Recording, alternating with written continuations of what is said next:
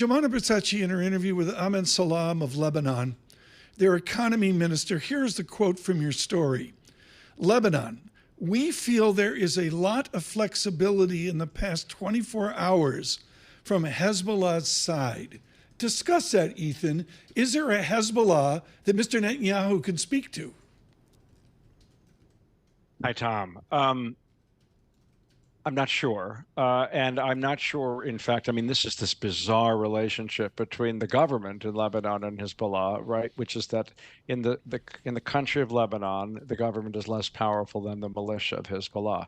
So while he says that, we have also heard nothing official from Hezbollah about desiring to move forward with this ceasefire. And there's another fact, of course, which is that for 8 or 9 days, Israel has been pummeling Hezbollah, first with those booby-trapped pagers and walkie-talkies, and then killing off a bunch of its top people, and then bombing the hell out of a lot of its launchers, a couple of thousand spots. So it may be that Hezbollah is in the mood to talk, and conversely, it looks like Israel, feeling on the horse, is not in the mood to talk.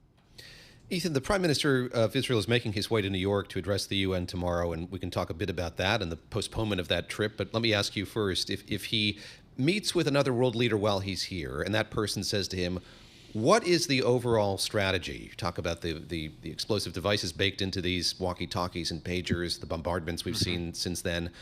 What is the answer from the Netanyahu administration about sort of where this leads to, or what the broader military strategy is? So their view is that these militias, like Hamas and Hezbollah, only respond to force. In the case of Hezbollah, don't forget, in 2006, they fought a war, and after the war was over, UN Resolution 1701 asserted that Hezbollah would disarm and move 25 to 30 kilometers away from the border with Israel. It was unanimously accepted.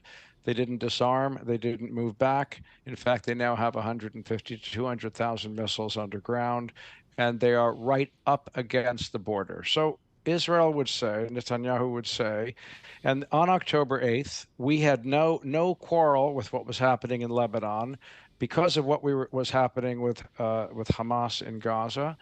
Hezbollah joined in the fight and continued to pummel us, and now our goal is to get them back and to make it so painful for them that they cry uncle and move back voluntarily. That's what he would say. There's plenty of reasons to think that won't work, but that's what he would say.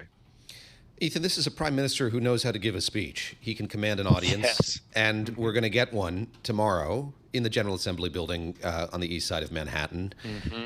He'll be fulminating. Do you expect a defensive speech? Do you expect something different? What are we anticipating we'll hear from the Prime Minister in New York tomorrow? I think we'll hear from him once again that Iran, the head of the octopus, as Israel views it, has ruined the region. It has undermined the states of Lebanon, Syria, Iraq, and Yemen, and replaced the governments in those countries with militias that are do its at spec and call. Whether that's exactly true, we can discuss, but that's what he'll say. And that this is a dress rehearsal for the rest of the world, that Iran is in cahoots with Russia, China, and North Korea, and Israel is holding them back.